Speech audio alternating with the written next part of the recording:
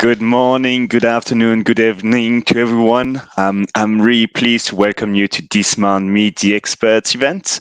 I'm joined today by Elizabeth Sipier, Legerity-owned Chief Revenue Officer. Hi, Elizabeth. How are you doing today? Hello, everybody. Very well. Great. So today we will discuss the challenges around core banking transformation. Many banks are investing in new core banking environments or transforming their process to compete against challenger banks and fintech companies. And at Legerity, we are often asked about ways to leverage those changes to improve finance processes. So we'll discuss this today with Elizabeth. And as a reminder, you can ask all your questions in the comment sections on LinkedIn or send us an email at info@legerityfinancials.com, and we will make our very best to answer all those questions during the event. But if we can't, we'll make sure to come back to you after the fact, either via phone calls or email. So let's get right into it. Elizabeth, the first question is actually something that we get from some past conversation, and it's how do we align finance and risk when you introduce a new core banking solution? Thank you, Nicholas. That's a really great question. I think one of the benefits of putting in something new is that you can do things better. So, our COO is always saying there is only one trade, there is only one account. So the biggest challenge in legacy systems is that data has been recreated in many places. You put in a core banking system and you can put in, or even, partially for some of the product range, you can put in a flow of data that sends identical data to risk and finance, that everybody works off the same reference data, the same transactions from the core systems, and then does the processing that they need. But of course, as long as you've got sort of traceability from your final risk capital all the way back to the underlying transactions, and you've got traceability from your finance system all the way back, then you've managed to get that alignment. Wow, yeah, very, very good. Thanks. And now the next question that we actually have been discussing with quite a few banks now is the introduction of a new regulation, or how do we ensure that finance is aligned to BCBS 239? So maybe you can tell us a little bit more about that kind of alignment. Some of it is what I said before, but also I think that BCBS 239 is really, it thinks the way finance think about data, and possibly the way historically risk has not thought about data. So, it came in because in the crash in 2007, 2008, a lot of really global banks were unable to create a consolidated risk picture across all their derivatives in different legal entities, different countries, etc. And I think the principles that followed from the BIS in creating the new regulation really follow things that we've always done in finance. We've always worked on complete data. You can't get your books and records without having, the whole bank in there. And we've always had, certainly in Legerity, a concept of being able to have segmentation, to be able to get down to legal and entities, make sure you've got everything, understand any differences. Those principles that form the principles of BCBS 239 are common in finance architectures. One of the differences, I think, in risk was that there's always been a great need for agility, and that tended not to be the case in finance. Finance was often end of period, at best end of day. But increasingly with streaming, available both to risk and finance, we can begin to keep them much more closely aligned than we have done before.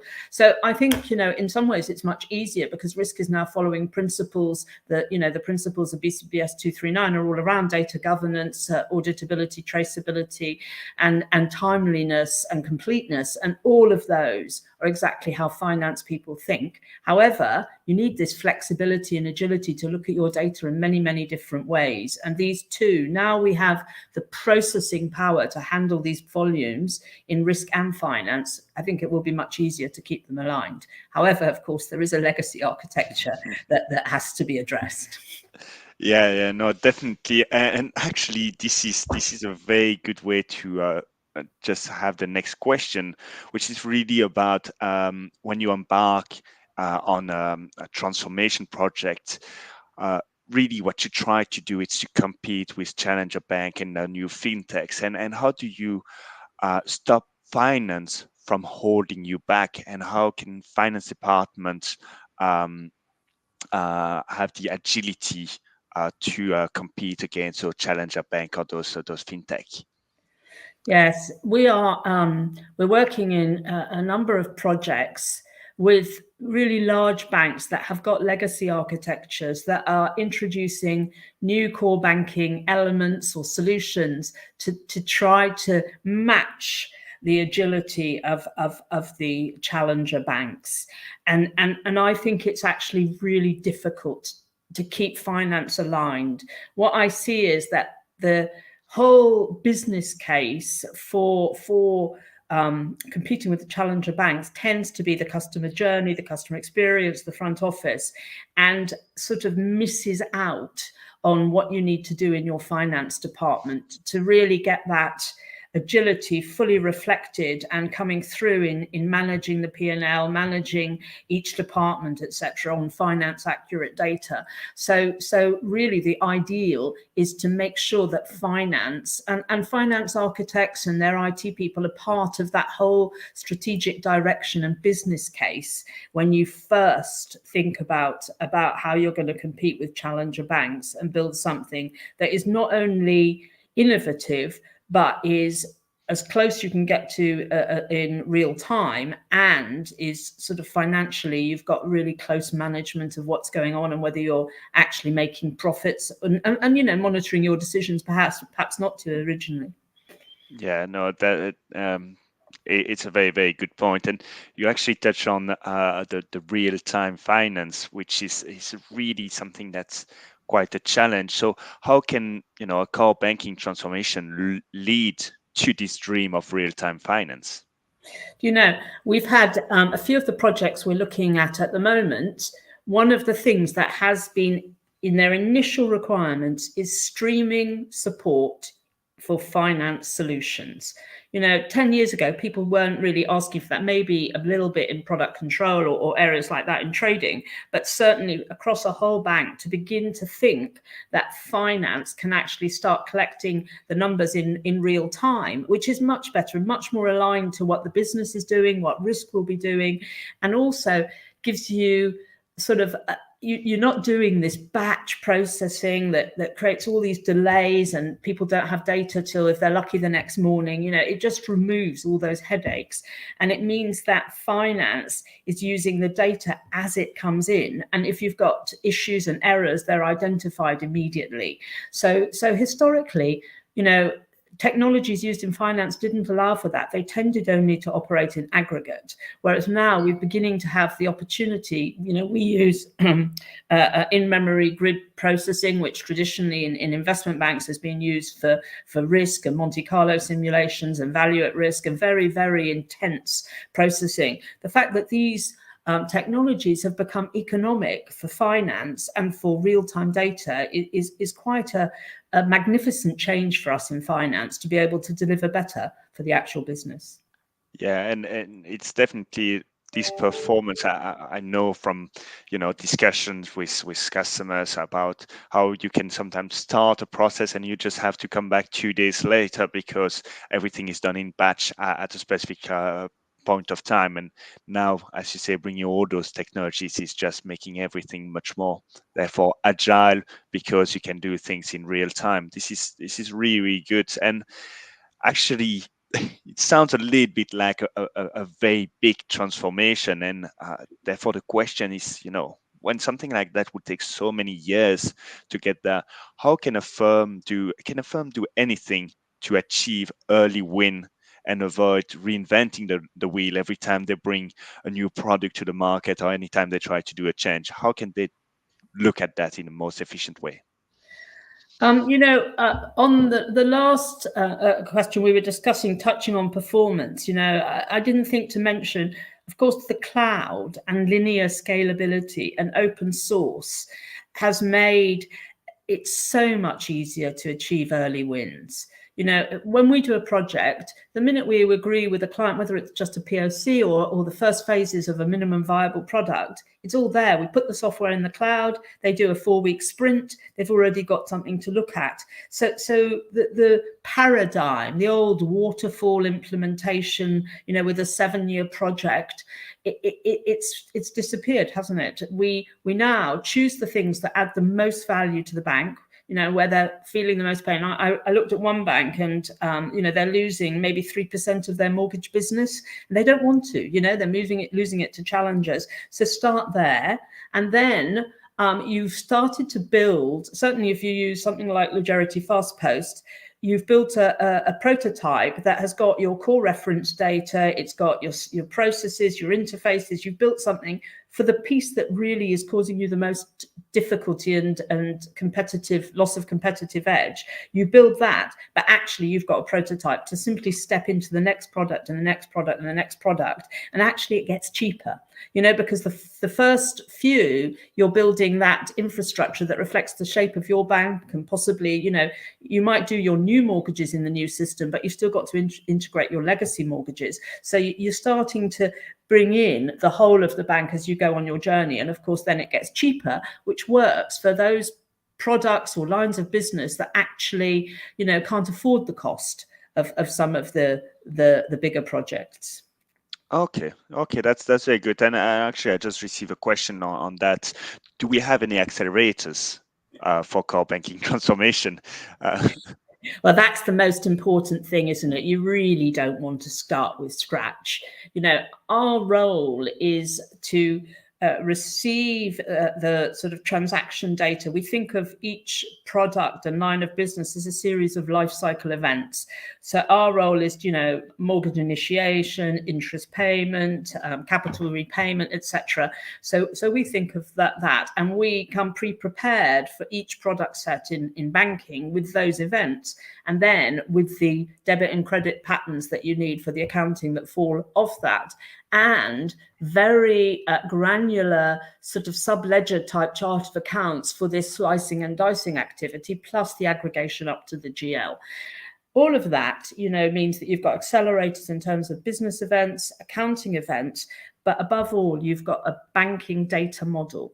And that, there are a couple around, but one of the joys of finance is it always goes across the whole bank, and it goes across both the life cycle activity and the kind of accounting standards. So you get a data model that is probably wider than you see elsewhere in other banking data models. While you were talking, I was also thinking, the accelerators, they have to enable alignment to BCBS 239 and the bank itself. So some of the other characteristics of our data model and FastPost are this ability, first of all, with BCBS 239 to kind of have a self-documenting data model. That's really, really important. The people don't use the data fields in 20 different ways. So having the metadata about the data model and having the ability to use JSON to add whatever the customer needs to add to that data model to achieve whatever they actually need to achieve. And then tied into that, you get accelerators, but everybody does something slightly different. And historically, you'd probably have some embedded SQL that was doing some calculations. Here, what we've got is low code, no code rules. So then you add on top of the accelerators all that agility. Okay.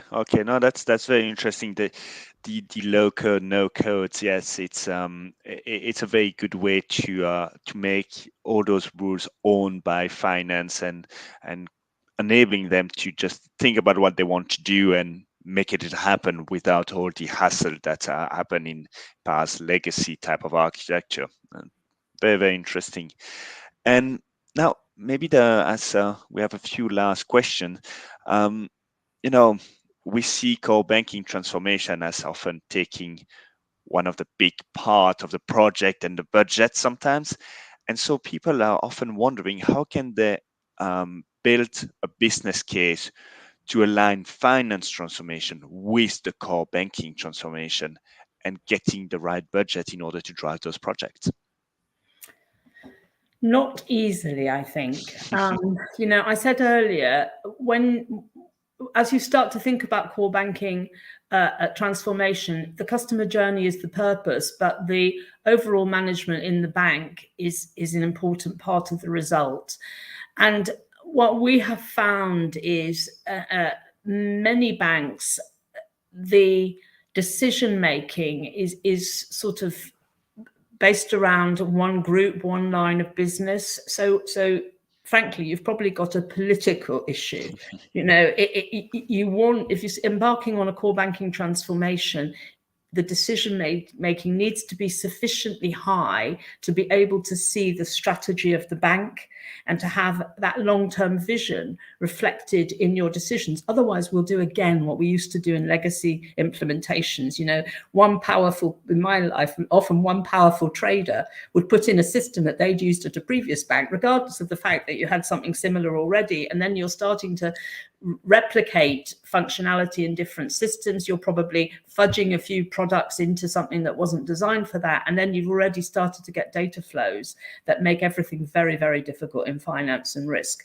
And you perhaps have enabled somebody to manage the front end of the business, to do their business and make some profit, but you're starting to erode it as you get through the process of actually aligning to finance and risk. And of course, you put BCBS 239 compliance at risk. So I think the business case, it needs to stack up at the department level, but it also needs to take that strategic view in order to get sort of the right decision making and the right trade-offs. Yeah, and if I can just go back to some of the things that you were saying about being able to start small and avoid reinventing the wheel and being able to scale your project, so that if you think about the core banking as the main first project, but you have this vision for finance transformation and you can find early wins during the core banking transformation and saying, we know where we want to go from a finance transformation perspective, but the priority is core banking. And so we will, I would link to the core banking small projects that will help moving along and in the long term doing the finance transformation. I think that's quite relevant, and therefore it's really understanding where there is important connection between finance and the core banking transformation, and how you can bring those into small projects that can work in parallel. Yes, and I think most people know that in finance, the greatest risk is Excel, end user computing. I met somebody recently who calls it end user development, and the architects tend to know. And I think that's one of the good things. We've got better overall architectural views now of our organizations, largely due to the crisis and the mandated alignment of data across banks. Certainly for the very large systemically important banks, that there is a better view, but that finance knows what needs to, and you go back to BCBS 239, it requires automation. It's stated that this is a necessary, otherwise you're introducing risk.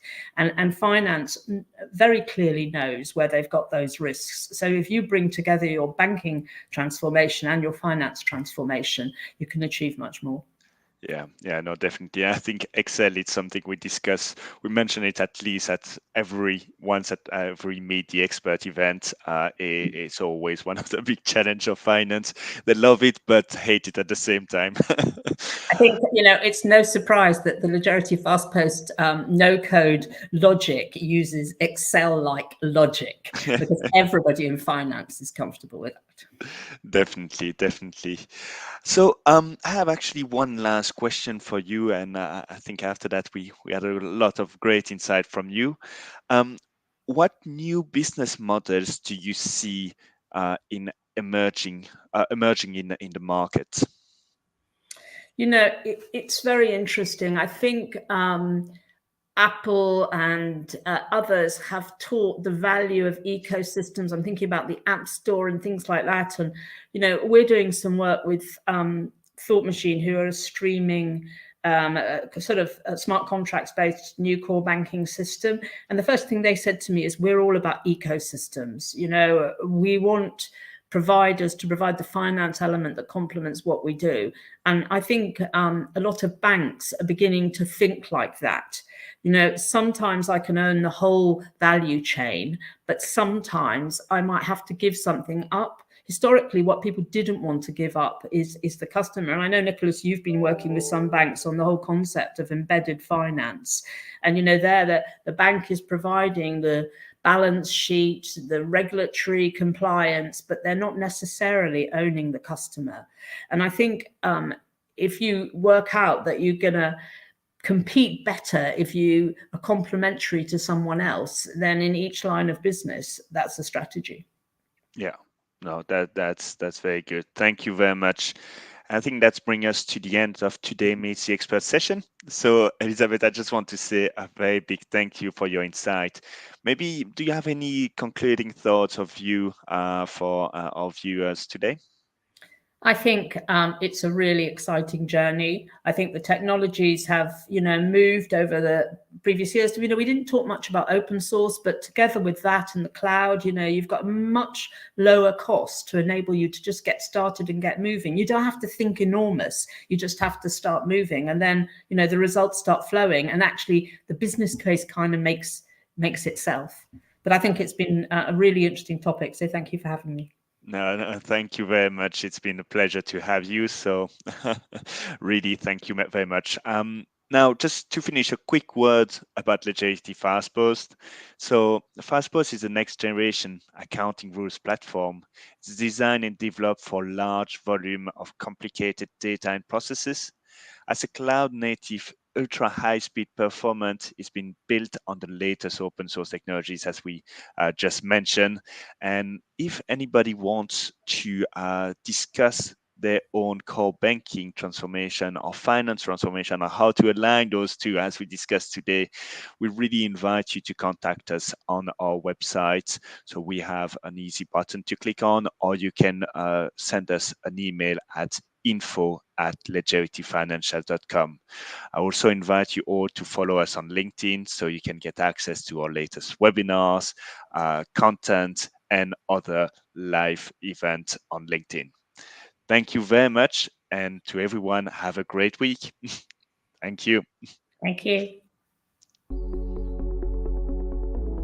FastPost is the next generation accounting rules platform. Cloud native, ultra-high performance, developed using the latest open source technologies for large volumes of complicated data and processes. Finance departments are under pressure. Legacy systems are creaking, inefficient, and error-prone. Forward-looking CFOs are driving change. Finance today is more than just accounting. Multiple stakeholders, clients, regulatory challenges, and the new digital world need a single version of the truth. Granular, accounting-validated data on demand. FastPost is modular, fully integrated with open interfaces and APIs, and the ability for user-defined business rules. Setting the standard for the next generation of accounting rules and subledger technology. We shorten processing time from days or hours to minutes. Offered both as a software and platform as a service, providing flexible and rapid deployment options to match your business needs. FastPost. Finance with confidence. Legerity. It's our business to take care of yours.